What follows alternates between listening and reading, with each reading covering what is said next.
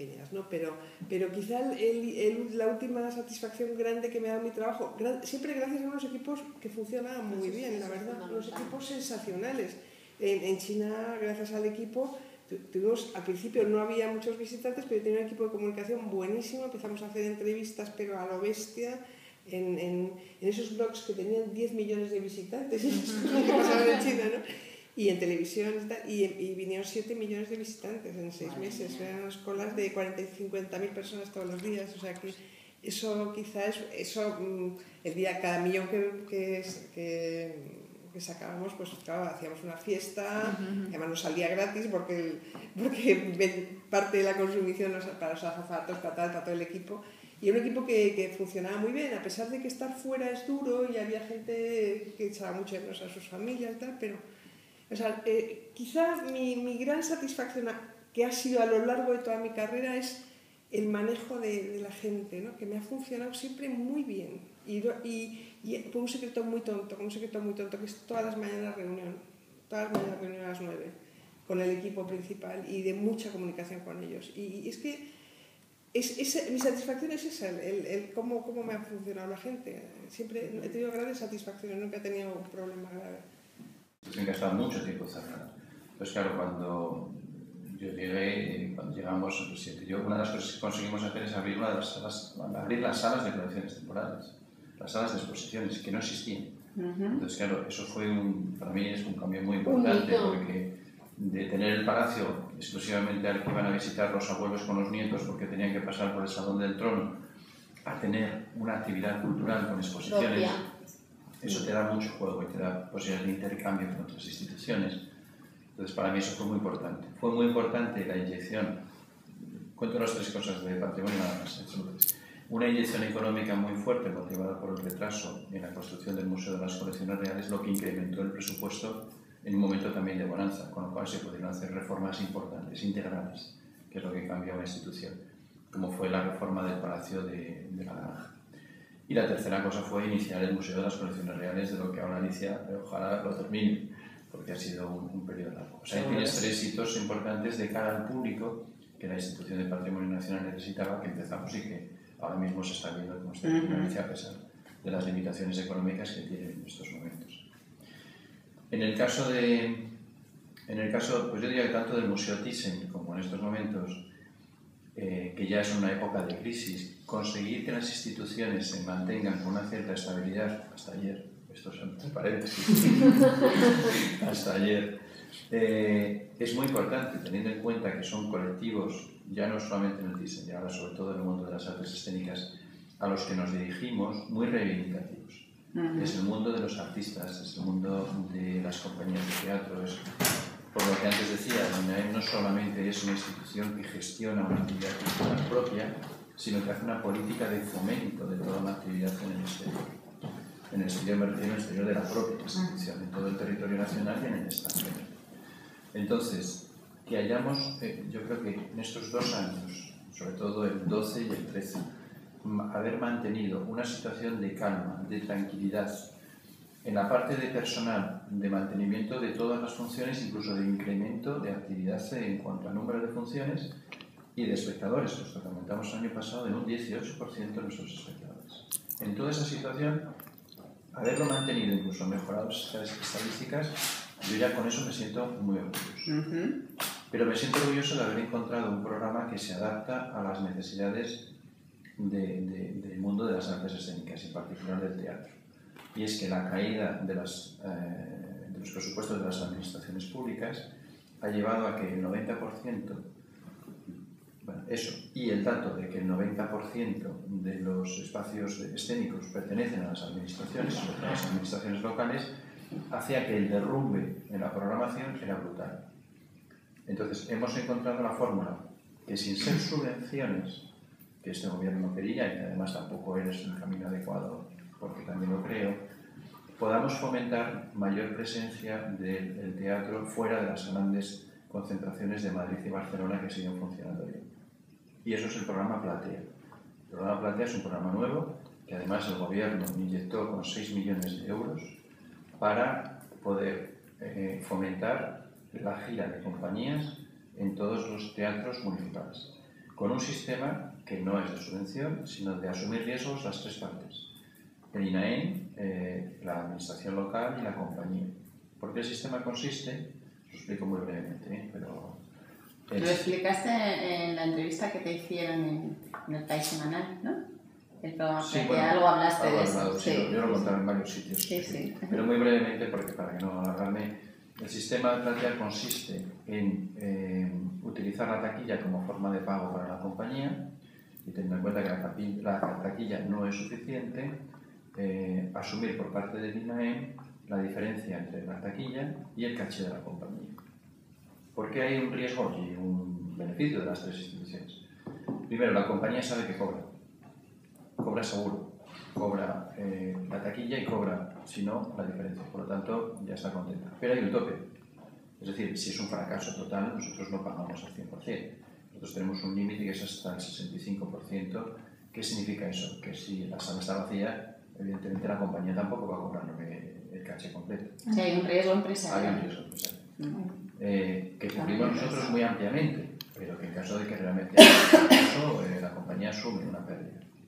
El ayuntamiento colabora en la medida en que pone el espacio y además se lleva un porcentaje, un 15% de la taquilla. Claro, a más taquilla también el ayuntamiento incrementa sus ingresos. Y nosotros igual, a más taquilla, menos tenemos que poner la diferencia entre o sea, si todo fuera un éxito, ni siquiera tendríamos que poner el dinero. Es un ejemplo de negociación en el que todos ganan, se supone. Todos ganan si las cosas van bien. Sí, eso es. Si van regular, todos Pierden asumimos una parte de coste, y si van mal, igual asumimos una parte de coste. Entonces, ese programa que ha nacido para responder a una situación muy concreta se le ha cogido en el sector de una manera fantástica. Y tengo que decir que ni nosotros lo esperábamos porque el presupuesto inicial que habíamos estimado era de 1,5 millones de euros y cuando el gobierno le dio 6 millones, y esto fue un 22 de septiembre a las 5 de la tarde, cuando yo estaba montando en bicicleta, porque no se me olvidará, pues evidentemente funcionó y está funcionando muy bien.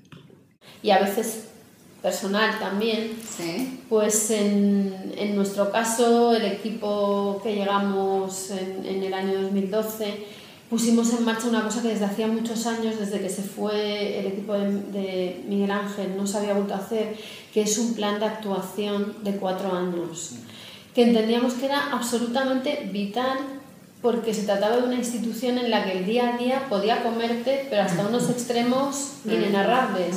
Llamadas de alcaldes, problemas de una cornisa que se ha caído no sé dónde, una actuación musical en no sé qué sitio porque un político le apetece que alguien vaya, bueno, esto no lo pongas así, pero vamos, que quiere dar un concierto en el Palacio Real, es decir, una amalgama de cosas que podían sepultarte, ¿no? Entonces entendimos que era muy importante pues, hacer un plan de actuación como los que habían tenido en épocas anteriores.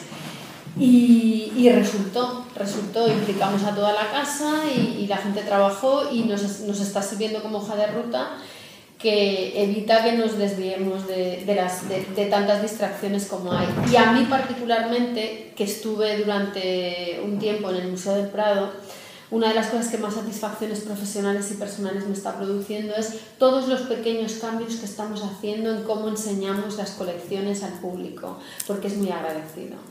En cuanto hemos abierto las nuevas 3 salas en el Palacio Real, que es una cosa mínima lo que hemos hecho, eran salas que solo se dedicaban a actos oficiales y nos ha permitido la Casa Real abrirlas, lo cual nos lleva a más dificultades cada vez que hay un acto oficial, porque hay que cambiar muchas cosas, pero bueno, lo hemos asumido.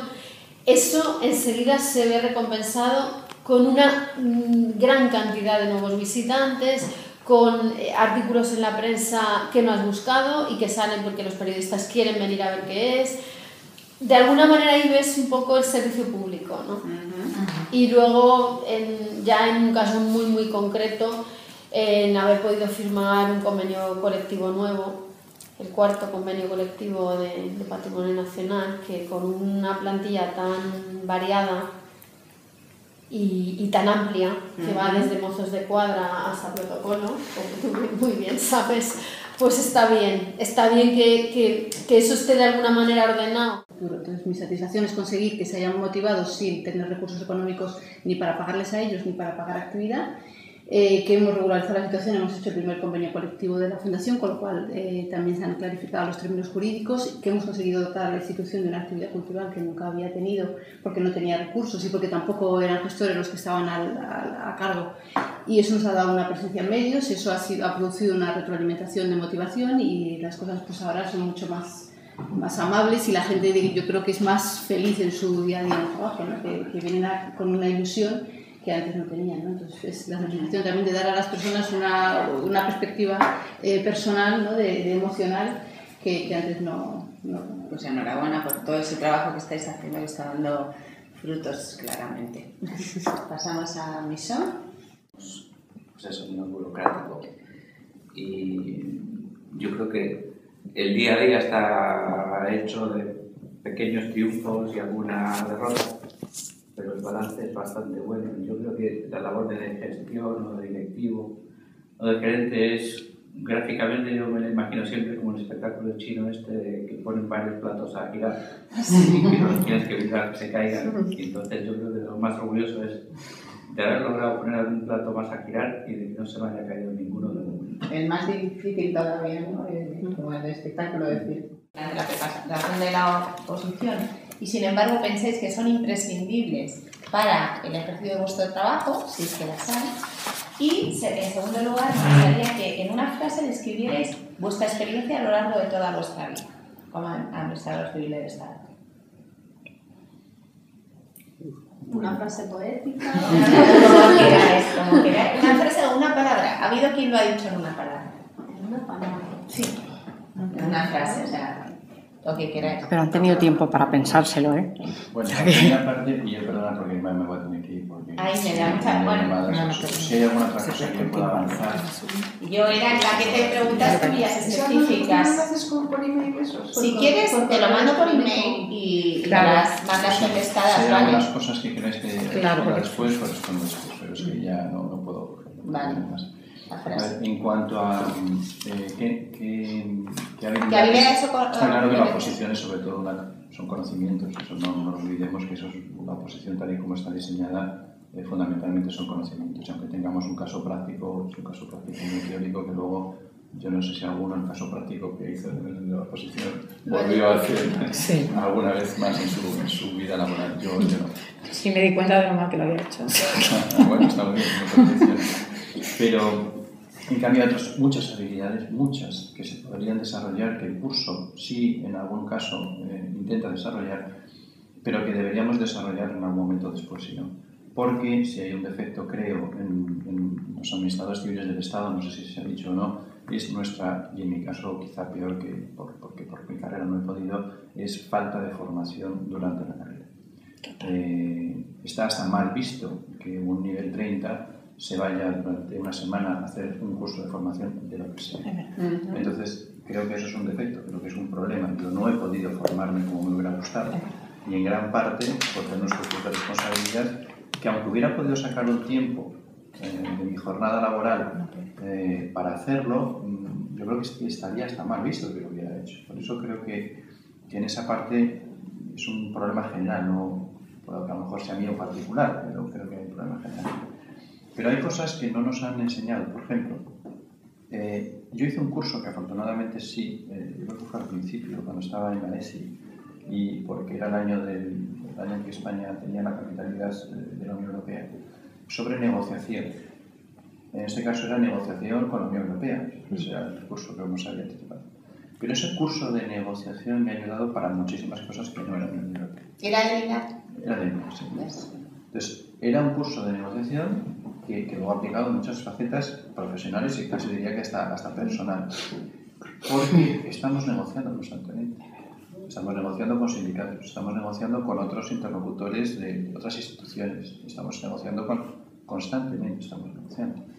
Y ahí necesitaríamos tener habilidades que no se aprenden, por supuesto, en la oposición y que no se aprenden en el curso del INAR, tal y como al menos yo lo hice.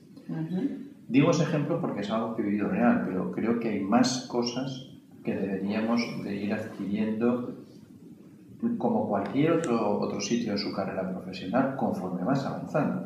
Tampoco tienes que hacer unas habilidades en dirección de empresa cuando no eres más que un comercial. Ya te llegará. Pero Es que nosotros también. Saber mandar, el saber organizar y el saber negociar, habíamos ahorrado muchos disgustos, muchas fatigas. No os digo más que yo cuando entré en el Ministerio de Cultura, que entonces era el edificio de defensa, me encargaban una cosa y como tú siempre me encargaba con tanta prisa, en vez de coger el teléfono y llamar a los subdirectores, que eran 7 que yo coordinaba, iba corriendo por los pasillos. No, porque no había correo electrónico y era más práctica y más rápido. Pero claro, es el ejemplo de lo que no hay que hacer, ¿no? O sea, de querer ser tan rápido que al final eres mucho más lento y menos eficaz, ¿no? Es decir, todos esos atajos que hay ahora en este momento y el manejo de Internet también para este tipo de cosas, de una manera humana, es fundamental, ¿no? Y que la información fluya. Bueno, son una serie de cosas que luego las hemos ido aprendiendo a través de algunos cursos, a través de la práctica y que nos han hecho mucho más potentes como gestores, está claro, ¿no? Pero que se podrían resumir o en un máster o en unos cursos, ¿no? Y es importantísimo. Yo insisto, otra cosa muchísimo en los idiomas, o sea, sí que ahora se piden idiomas, la gente en teoría sabe idiomas, la gente joven sabe más idiomas. Vamos, yo durante muchísimos años he sido la única persona en los ministerios a los que iba que sabía inglés, por razones familiares. Era alucinante, claro, me mandaban a todas partes, aparte de mi puesto siempre tenía 3 puestos más, porque hay que ir a la UNESCO, hay que ir a no sé qué, entonces yo hacía mi puesto, el puesto que ejercía en ese momento, más que era la... Entonces, esa carencia, porque además el idioma no solamente hay que saber how are you, ¿no? Sino es poder negociar un idioma, como me ha pasado ahora en China, que gracias a eso el pabellón se ha quedado en pie, bueno, cosas de esas, ir a muchos matices. Entonces la formación de un idioma, aunque solo tengas uno, que sea potente, porque vivimos en un mundo globalizado y el idioma del imperio, antes era el latín, ahora es el inglés. Hay que saber inglés. O sea, el que no sabe inglés no puede ser funcionario hoy en día de un nivel alto. Es que es una cosa muy clasista, porque efectivamente hay gente que habrá, o hay que formarles, si no habría que formarles, pero en los primeros meses, pero hay que hacer cosas de inmersión en inglés porque hay que saber muy bien inglés, hay que saber los matices del inglés. Hay que saber trabajar en inglés. Lo mismo que entonces, es increíble que nuestros ministros no se les pida estar, ¿no? O sea, que tengamos primeros ministros. Que si vamos ahí también hay que mandarle a cursos de negociación y de comunicación. Que no sepan inglés en el mundo que vivimos, que todo está hecho de relaciones humanas, de matices, de tal.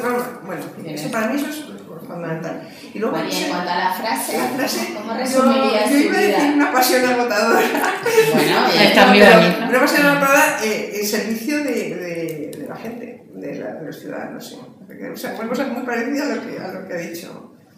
O sea, la pasión de servir a los ciudadanos, sí. Es esa, ¿no? La pasión de hacer cosas que no se queden en un negocio, ¿no? A manejar, que nos enseñen esas cosas tan evidentes de que hay que reunirse periódicamente y que hay que transmitir la información, que parece algo tan de sentido común, pero que luego no, el día a día muchísima gente no lo hace. El desarrollar un poco la empatía con la gente que trabaja para ti, porque realmente son los que, o sea, es el equipo que saca el trabajo adelante, no es la persona, y dejarnos de tantos individualismos y de tantos, si vamos a ser directivos, vamos a dejar de serlo, lo que somos, vamos a estar a la cabeza de un equipo de personas, esas personas tienen que trabajar en la línea que tú les marques y para eso tienes que convencerles y cómo hacer que las cosas sean eficaces con el trabajo de todos, no solo con el tuyo propio, ¿no? Por una parte. Luego la frase que puedo decir, pues no sé, creo que este trabajo me ha permitido a mí desarrollarme personalmente a la vez que consigo desarrollar una serie de actuaciones que van en beneficio del público, ¿no? O sea que yo a través del servicio al público consigo desarrollar personalmente esa combinación que te satisface mucho porque te sientes realizada a la vez que estás haciendo un trabajo muy bueno para los demás. Muchas gracias. ¿Eso? Hay algunas que no se pueden enseñar sino con la práctica. Por ejemplo, yo creo que es muy necesario la inteligencia emocional, sobre todo, y eso no siempre es adquirible o enseñable. Hace un par de meses hice un curso bastante bueno en INAP de comunicación pública, que creo que es útil para los puestos directivos. Y luego no sé si, yo creo que la formación es muy importante, pero no sé si todo es posible a través de la formación. Hace un par de años tuve una anécdota con Alicia, que me robó a alguien muy bueno personal y profesionalmente, Y cuando se lo ofreció, tengo una relación, me vino a preguntar, que sí que lo vería preparado. Yo soy muy cinéfilo y le conté una anécdota de una película que es muy conocida, que es La Guerra de las Galaxias. Entonces, cuando el personaje Luke Skywalker vuelve después de haber desobedecido al maestro, y otro le dice que ya nada lo puede preparar, que él ya no puede seguir la preparación, que lo único que puede prepararlo es hacer lo que tiene que hacer. Y creo que eso es muy de ejemplo este. O sea, esta persona, no sé si estaba o no preparado, pero ya nada podía aportarle nada más que irse al puesto que... Era un compañero, por cierto. Y lo de robar es con todo el cariño para Alicia, creo que salió muy bueno y ya es una oferta muy buena. Pues eso estoy contento en ese sentido. Pero nada te prepara para ejercer determinadas cosas, sino el ejercicio mismo. Ajá. La frase. La frase. La frase tirando a cámara, ¿no? La frase. Yo creo que esto, desde mi punto de vista, más o menos coincidimos todo, y yo, aunque suene un poco friki, es desde que estoy en este puesto o en la administración, me estoy divirtiendo en un buen sentido, y el día que deje de divertirme tendré que plantearme otro destino. De momento sí que me divierto bastante.